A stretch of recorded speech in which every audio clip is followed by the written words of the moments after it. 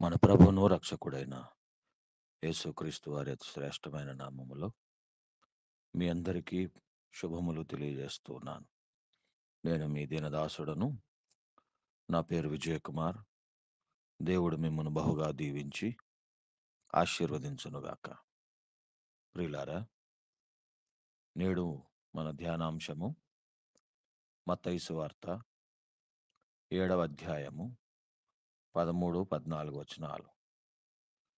ఇరుకు ద్వారమున ప్రవేశించుడి, నాశనమునకు పోవు ద్వారము వెడల్పును, ఆ దారి విశాలమునై ఉన్నది, దాని ద్వారా ప్రవేశించువారు అనేకులు. జీవమునకు పోవు ద్వారము ఇరుకును, ఆ దారి సంకుచితమునై ఉన్నది, దాని కనుగొనువారు కొందరే. ప్రార్థన. ప్రేమగల మా తండ్రి, విశాల మార్గముగాక ఇరుకు మార్గముగా ప్రవేశించున్నట్లు ఈవేళ మా అందరికీ అట్టి విశ్వాసమును, అట్టి తీర్మానమును మాకు అనుగ్రహించి నీ ఆత్మచేత మమ్మలను నడిపించమని క్రీస్తునామములో ప్రార్థించి వేడుకొనుచున్నాను మా తండ్రి. ఆమేన్. నా ప్రియమైన ఎఫ్ఎంపిబి వార్లారా, కొండ మీద ప్రసంగము ఈ వచనముతో ముగింపునకు వచ్చుచున్నది. యేసు 5వ అధ్యాయం మొదటి 16 వచనాలతో పరలోక రాజ్య మార్గము ఇరుకు మార్గమని సూచించుచూ ఆయన ప్రారంభించారు. చివరకు 7వ అధ్యాయం 12వ వచనం వరకు ఆయన చేసిన ప్రసంగం మొత్తాన్ని ఏమంటున్నారంటే, నేను ఇది వరకు అనగా 7వ అధ్యాయం 12వ వచనం వరకు పలికిన ప్రతి మాట అది ఒక ఇరుకు బాట. ఈ మార్గాన్ని ఎంచుకొనువారు జీవములోనికి ప్రవేశిస్తారు. వేరొక బాట కలదు, అది విశాలమైనది. అట్టి విశాలమైన మార్గములో ప్రవేశించువారు నాశనములోనికి పోవుదురు. ప్రభువు ఈ లోకానికి రక్షణ మార్గాన్ని ఏర్పరచడానికి వచ్చారు. వచ్చి ప్రభు అంటారు, నేనే మార్గమును, నేనే సత్యమును, నేనే జీవమును, నేనే ద్వారమును అని కూడా ప్రభు అన్నారు. యేసు ఈ లోకానికి రక్షణకు మార్గమై ఉన్నారు. పరలోకానికి మార్గమై ఉన్నారు. ఆయన జీవానికి మార్గమై ఉన్నారు. అయితే ఈ మార్గము ఇరుకైనది, ఈ ద్వారము ఇరుకైనది. ద్వారం ఎందుకు ఇరుకైనది? మార్గము ఎందుకు సంకుచితమై ఉన్నది? దారి ఎందుకు సంకుచితమై ఉన్నది? మార్గము యేసును సూచిస్తుంది. దారి యేసు జీవన్ మార్గాన్ని సూచిస్తుంది. జీవన శైలిని సూచిస్తుంది. యేసు ఇరుకు ఎందుకు అంటే, ఈ లోకానికి వాక్యంలో చెప్పబడ్డట్టు మొదటి తిమోతి పత్రిక 2వ అధ్యాయం 5వ వచనంలో దేవుడొక్కడే, దేవునికిని నరులకును మధ్యవర్తియు ఒక్కడే, ఆయన క్రీస్తేసను నరుడు, ఏకైక మధ్యవర్తి గనుక ఇది ఇరుకైనది. అపోస్తలుల కార్యం 4వ అధ్యాయం 12వ వచనంలో, మరి ఎవని వలనను రక్షణ కలుగదు, ఈ నామముననే మనము రక్షణ పొందవలెను గాని ఆకాశము క్రింద మనుషులలో ఇయ్యబడిన మరి ఏ నామమున రక్షణ పొందలేము అనెను. మరే నామము లేదు, మరెవరునూ లేరు.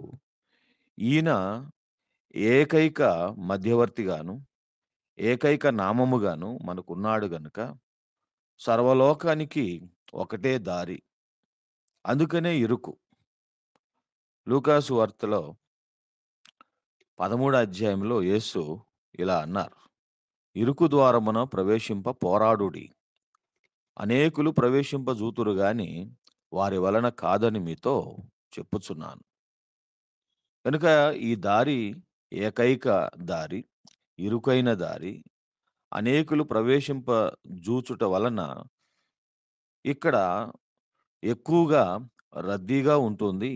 అనేకులు ప్రయత్నిస్తారు గాని ప్రవేశింపలేరు అని ప్రభు లూకాసు వార్తలో తెలియజేస్తూ ఉన్నారు.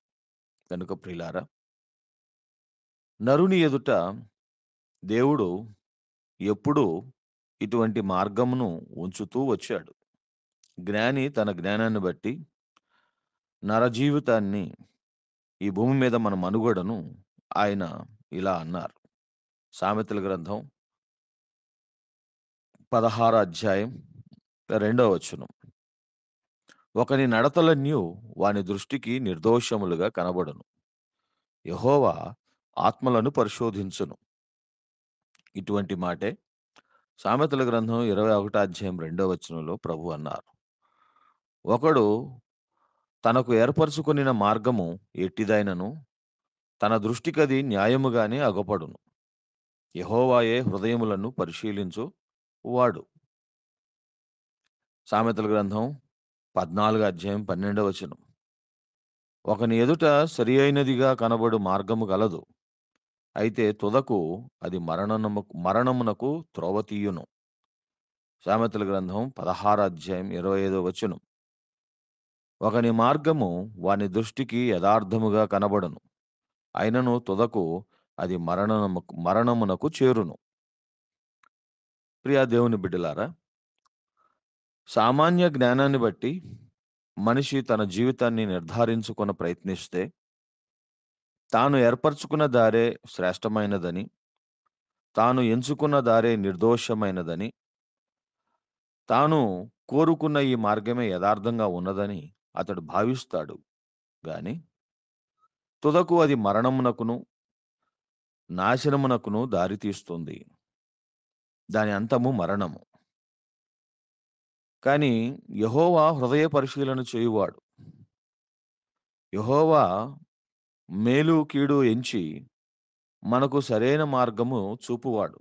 అందుచేత ఆయన ఇశ్రాయేలీయులకు ద్వితీయోపదేశకాండం 3 అధ్యాయం 15లో, నేడు నేను జీవమును, మేలును, మరణమును, కీడును నీ ఎదుట ఉంచి ఉన్నాను.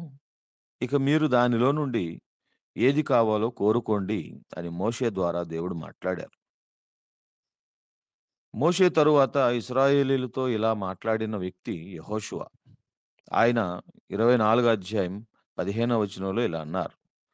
యెహోవాను సేవించుట మీ దృష్టికి కీడని తోచిన ఎడల మీరు ఎవని సేవించెదరో, నది అద్దరిని మీ పితరులు సేవించిన దేవతలను సేవించెదరో, అమోరీయుల దేశమున మీరు నివసించి ఉన్నారే, వారి దేవతలను సేవించెదరో, నేడు మీరు కోరుకొనుడి.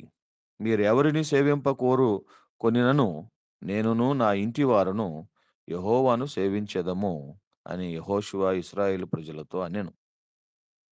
ఏలియా కూడా ఆ తరువాత మొదటి రాజుల గ్రంథం 18 అధ్యాయం 21 వచనంలో, ఎన్నాళ్ళ మట్టుకు మీరు 2 తలంపుల మధ్య తడబడుచుందురు?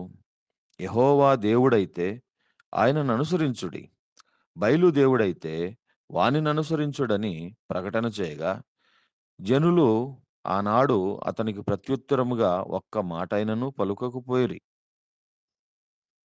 కనుక ప్రియా దేవుని బిడ్డలారా, మోషే వలె, యెహోషువ వలె, ఏలియా వలె యేసు క్రొత్త నిబంధన జనాంగమైన మనకు ఆయన 2 ద్వారములను, 2 దారులను మనకు సూచించుచున్నారు. ఈ ఇరుకు ద్వారమున ప్రవేశించండి. విశాల మార్గము అది నాశనమునకు పోతుంది. ఈ ఇరుకు దారి మీరు జీవంలోనికి ప్రవేశిస్తారు అని మన ఎదుట ప్రభువు కోరుకొనడానికి 2 మార్గాలు ఉంచుతున్నారు. ఎప్పుడైతే మనము లోకమంతటిలోను, లోకములో పుట్టిన వారంతటిలోను సూక్ష్మముగా అనిపించుచున్న ఒక వడ్రంగివాడైన, ఒక నజరేయుడైన యేసు మనము అట్టి ఇరుకు మార్గము ద్వారా, ఇరుకు ద్వారము ద్వారా ప్రవేశిస్తాము. అక్కడ నుండి యేసయ్య జీవన శైలి మనకు ఇరుకు దారి అవుతుంది. ఆ ఇరుకు దారిలో మనం ఎప్పుడైతే నడవడం ప్రారంభిస్తామో, ఆ దారి యొక్క అంతము జీవము అని ప్రభువు మనకు సూచిస్తున్నారు. యేసు మన ద్వారము, యేసు జీవితము మన దారి. ఈ ఇరుకు ద్వారముగా మనము ప్రవేశించాలి. అనగా యేసును విశ్వసించాలి. సిలువ వేయబడిన యేసు నా రక్షకుడని మనం నమ్మినచో, నమ్మిన మరుక్షణం నుండి ఆత్మ మనలో వచ్చి మన చేత క్రీస్తులా జీవింపజేస్తాడు. క్రీస్తులా జీవింపజేయటమే కొండ మీద ప్రసంగము. కొండ మీద ప్రసంగములో మనము ఇది మొదలు శత్రువులను ప్రేమించువారముగా ఉంటాం. హింసించు వారి కొరకు ప్రార్థన చేయువారముగా ఉంటాం. మనము అప్రమాణము చేయక, ఒట్టు బెట్టకొనక, మన మాటలు ఇక మీదట అవునని గాని, కాదని గాని ఉంటాయి. ఇక మీదట మన ప్రవర్తన వేషధారుల వలెను, అన్యజనుల వలెను ఉండదు. ఇక మీదట మన ప్రవర్తన అన్యజనుల వలె చింతించుట, అనగా ఏమి తిందుమో, ఏమి త్రాగుదుమో, ఏమి ధరించుకుందుమో అని కాక, దేవుని రాజ్యమును గూర్చిన చింత మనల్ని ఆవరించి, మనం మొదట ఆయన రాజ్యమును, నీతిని వెదకువారముగా ఉంటాం. ఇక మీదట మనం స్వార్థపూరితంగా ప్రవర్తించకుండా, మనుషులు మనకు ఏమి చేయగోరుదురో అని మనము అనుకుంటామో, మన వద్దకు మనుషులొచ్చినప్పుడు మనం వారికి అదే చేయుదము. ఇక మీదట మనము మనుషులను ద్వేషించము, మోహపు చూపుతో చూడము, భార్యలను, వివాహమును మనము ఘనపరచెదము. ఇక మీదట మనము కీడుకు ప్రతి కీడు చేయకుండా, మనము ఎవనికిని హాని చేయకుండా, అందరితో సమాధానముగా ఉండడానికి మనం ప్రయత్నిస్తాం.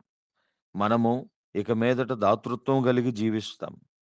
ఇక మీదట మన ప్రార్థన వేషధారుల వలె దీర్ఘ ప్రార్థనలు, విస్తరించి మాటలతో నిండిన ప్రార్థనలు గాక, స్వచ్ఛమైన మన యథార్థమైన ప్రార్థన చేయువారముగా ఉంటాం.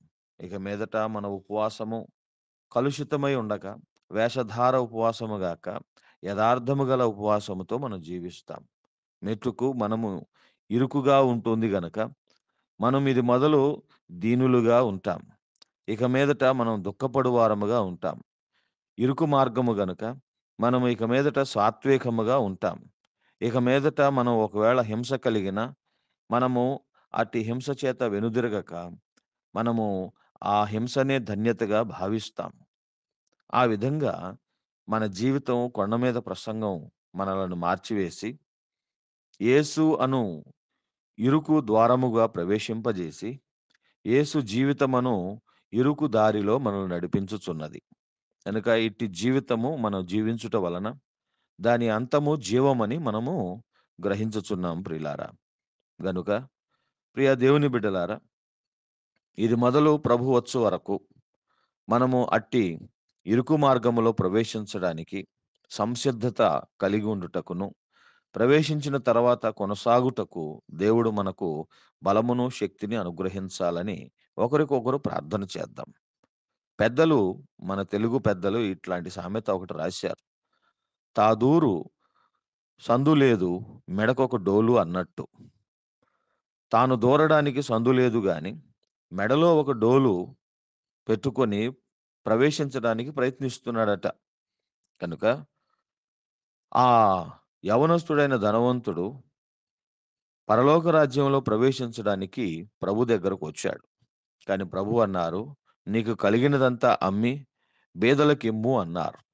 ఎందుకంటే పరలోక రాజ్యంలో మనం ప్రవేశించాలంటే దేవుడు దానికి ఏర్పరిచిన దారి కొంచెం ఇరుకుగా ఉంది.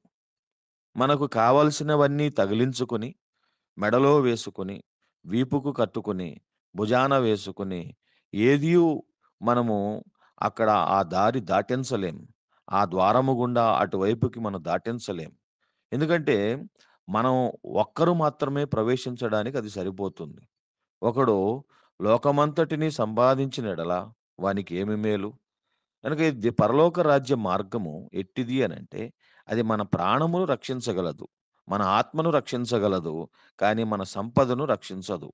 అది మన ఆస్తిని రక్షించదు. మన మన యొక్క వెండి బంగారములనేది రక్షించదు. అది కేవలం మన ఆత్మలను రక్షించడానికి మాత్రమే. గనుక మనం ప్రవేశించడానికి మన ఆత్మ పట్టేంత దారి ఉంటుంది. మనం ప్రాణం పట్టేంత దారి ఉంటుంది. మనం మాత్రమే పట్టేంత దారి ఉంటుంది. దానినే ఇరుకు ద్వారి అని ప్రభు అంటున్నారు.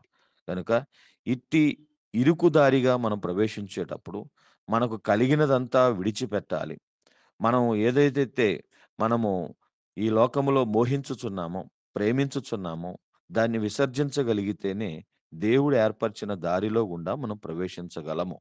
గనుక ఇట్టి ప్రవేశము దేవుడు మనకును, మన బిడ్డలందరికిని అనుగ్రహించునుగాక. ఆమేన్.